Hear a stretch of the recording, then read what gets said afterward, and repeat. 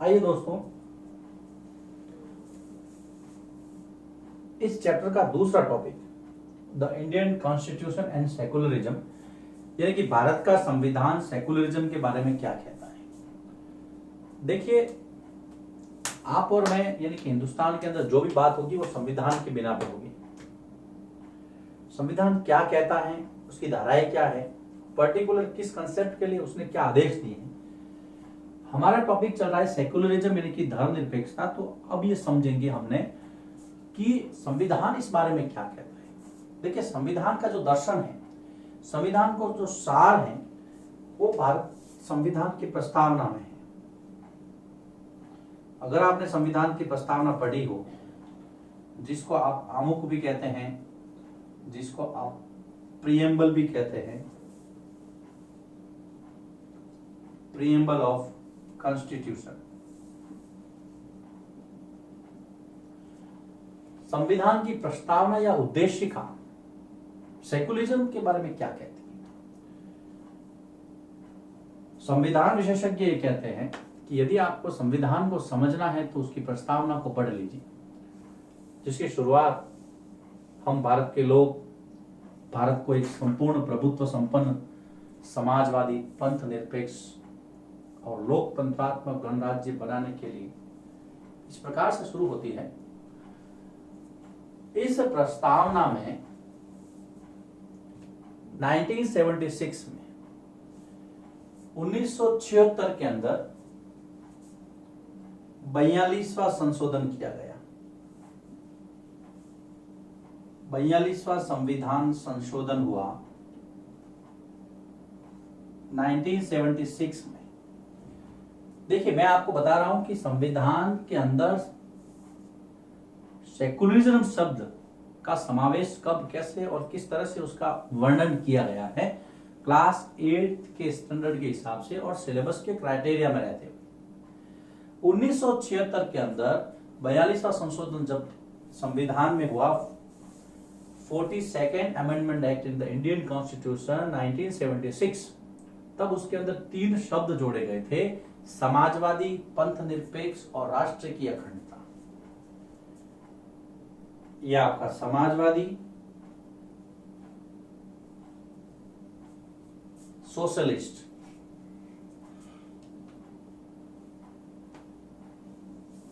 फिर जो चीज हमें चाहिए पंथ निरपेक्ष, मैंने पिछले वीडियो में जिक्र किया था, पंथ निरपेक्ष है, धर्म निरपेक्ष नहीं है, लेकिन हम उसी अर्थ में उसका इस्तेमाल कर रहे हैं, एक परंपरा बन गई और हम लोग उसका निर्वहन कर रहे हैं। समाजवादी, पंथ निरपेक्ष, राष्ट्र की अखंडता यानी कि integrity of nation,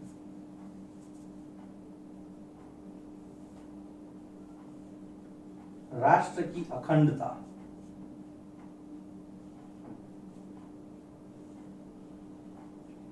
integrity of nation. अब आपको तो पंथ निरपेक्ष से काम है, ये रहा आपका पंथ निरपेक्ष। तो सबसे पहली बात तो यह है कि संविधान की उद्देशिका में यह शब्द कब जोड़ा गया, 1976। तो क्या 1976 से पहले भारत का संविधान पंथ निरपेक्ष नहीं था क्या? था। कैसे था, अभी आएगा। ये तो उद्देशिका की बात है कि पंथ निरपेक्ष शब्द 1976 में जोड़ा गया। ये इसलिए जोड़ा गया कि इस चीज की जो महत्ता है, धर्म निरपेक्षता का जो शब्द है, उसको छोटा करके आप पंथ निरपेक्षता की तरफ ध्यान दे, लेकिन पंथ निरपेक्षता का मतलब ही यहां पर धर्म निरपेक्षता से लिया गया है। अब हम आते हैं मौलिक अधिकारों पर। देखिए, टॉपिक चल रहा है भारत के संविधान में धर्मनिरपेक्ष या पंथ निरपेक्ष जो वर्णन है वो किस किस जगह है, मोटे मोटे तौर पर हमें उसका निरीक्षण करना है। जब मौलिक अधिकारों की बात होती है, भाग 3 के अंदर, संविधान का भाग 3 जो मौलिक अधिकारों की व्याख्या करता है, संविधान के भाग 3 में मौलिक अधिकार दिए हुए हैं, यानी कि फंडामेंटल राइट्स दिए हुए हैं। उसके अंदर जो अनुच्छेद 25 से 28 हैं, देखिए, पहला मैंने आपको समानता का अधिकार बताया था 14 से 18, दूसरा मैंने स्वतंत्रता का अधिकार बताया था 19 से 22, तीसरा मैंने बताया था शोषण के विरुद्ध अधिकार 23-24, और चौथा मौलिक अधिकार धार्मिक स्वतंत्रता का अधिकार। ये आई ना धर्म की बात, धार्मिक स्वतंत्रता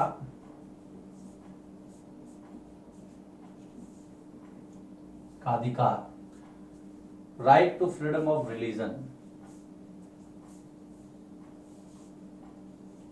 right to freedom of religion. अनुच्छेद यानी कि आर्टिकल 25 से 28, धार्मिक स्वतंत्रता। बात हो रही है धर्म निरपेक्षता की, यानी कि पंथ निरपेक्षता की। संविधान में कहां पे जिक्र है? पहला उद्देश्य शिखा पे ले गया आपको, उसके बाद में धार्मिक स्वतंत्रता। अब हम आर्टिकल 25 की, देखिए 25, 26, 27, 28 चारों के बाद में हम मोटे मोटे तौर पर चर्चा कर लेते हैं इस वीडियो लेक्चर में। अनुच्छेद 25 क्या कहता है? ये रहा आपका अनुच्छेद 25।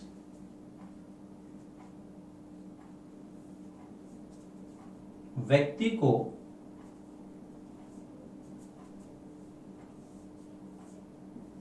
अपने यानी कि स्वयं के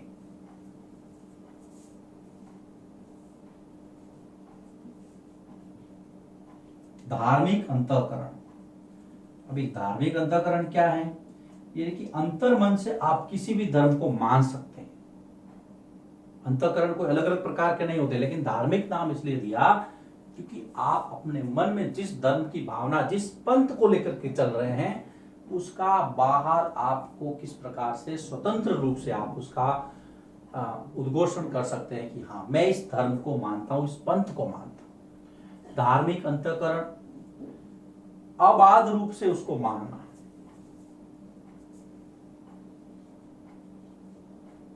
धर्म को बिना किसी रुकावट के, धर्म को अबाध रूप से मानने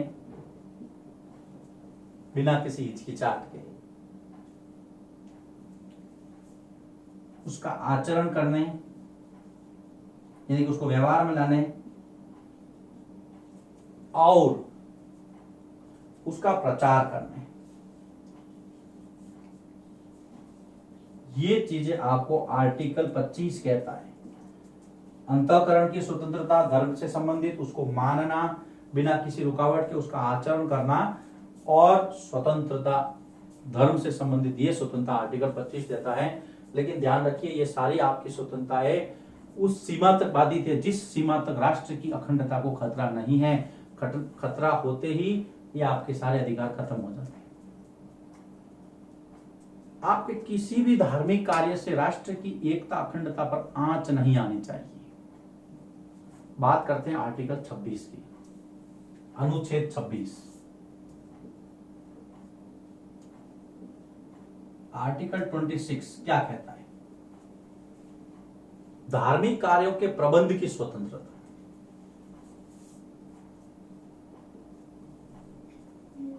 धार्मिक कार्यों के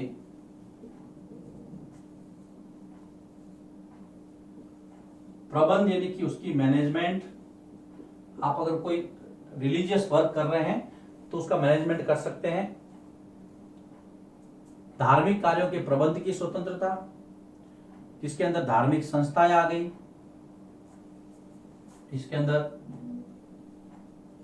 धार्मिक संस्थाएं, आपने कोई भी ट्रस्ट खोल दिया धर्म से संबंधित, वो आ गया, मंदिर मस्जिद जो भी है, संस्थाओं की स्थापना,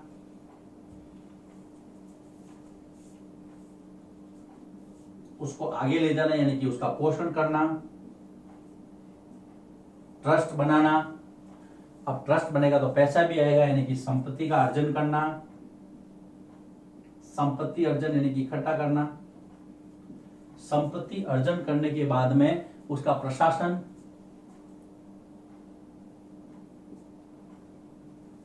का अधिकार। आप अपने धर्म से संबंधित ट्रस्ट बना सकते हैं, उसको चला सकते हैं। रिलीजियस वर्क की स्वतंत्रता आपको देता है, तो आर्टिकल 26 देता है। आर्टिकल 27 अनुच्छेद 27, देखिए हम जिक्र कर रहे हैं, हम चर्चा कर रहे हैं संविधान आपको धार्मिक स्वतंत्रता के तहत क्या क्या सुविधाएं दे रहा है। 27 ये कहता है कि धर्म के आधार पर, यानी कि धर्म के नाम पर राज्य यानी कि देश किसी व्यक्ति से कोई कर नहीं लेगा। धर्म के नाम पर राज्य, राज्य से मतलब यहां पर देश से है। धर्म के नाम पर राज्य किसी व्यक्ति से कोई कर नहीं लेगा, किसी व्यक्ति से कोई कर यानी कि टैक्स नहीं लेगा, कोई कर नहीं लेगा। अनुच्छेद 28 आर्टिकल 28 क्या कहता है? लास्ट, राज्य द्वारा संचालित किसी भी संस्था में कोई धार्मिक शिक्षा नहीं दी जाएगी।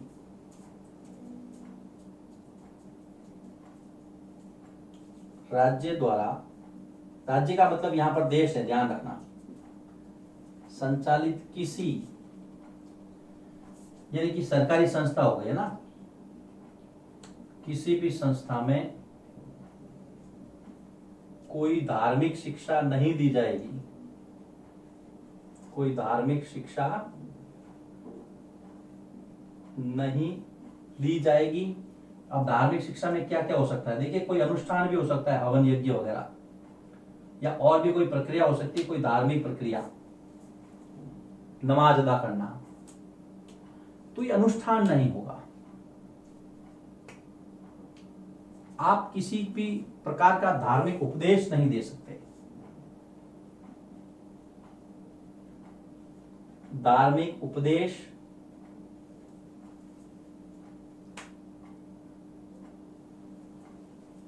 बलात् यानी कि जबरदस्ती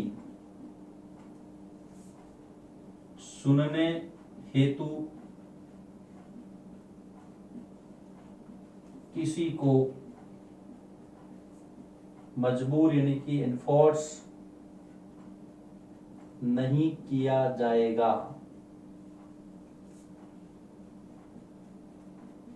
सरकारी संस्थाओं में धार्मिक रूप से कोई कार्यक्रम, या मान लीजिए कोई स्कूल है, किसी धर्म विशेष की वहां पे प्रार्थना नहीं होगी अगर वो सरकार चलाती है। तो ये टॉपिक है भारत के संविधान में धर्मनिरपेक्षता का मोटे तौर पर क्या जिक्र किया गया है। ये टॉपिक, सबसे पहले हमने प्रस्तावना की बात की। प्रस्तावना में हमने देखा कि भाई 42वां संशोधन हुआ था और सेकुलरिज्म सब जोड़ा गया 1976 में। फिर हमने देखा कि मौलिक अधिकार भी बहुत कुछ कहते हैं भाग 3 में। चौथा मौलिक अधिकार वो है धार्मिक स्वतंत्रता का अधिकार, अनुच्छेद 25 से 28 तक। ये ध्यान रखना, 25 कहता है कि आप अपने अंतःकरण से जिस भी धर्म को माने उसका आचरण करने और प्रचार की स्वतंत्रता है। 26 कहता है कि आपको धार्मिक कार्यों का प्रबंध कर सकते हैं, इसमें कोई ट्रस्ट खोल सकते हैं, धार्मिक संस्थाएं खोल सकते हैं, उसकी स्थापना, पोषण, संपत्ति अर्जन, प्रशासन का अधिकार आर्टिकल 26 देता है। 27 कहता है कि धर्म के नाम पर किसी से कोई टैक्स वसूला सरकार द्वारा नहीं जाएगा। राज्य का मतलब यहाँ पर देश से है, सरकार से। अनुच्छेद 28 ये कहता है कि किसी भी सरकारी संस्था में कोई भी धार्मिक उपदेश, अनुष्ठान, इस प्रकार की गतिविधि नहीं होगी।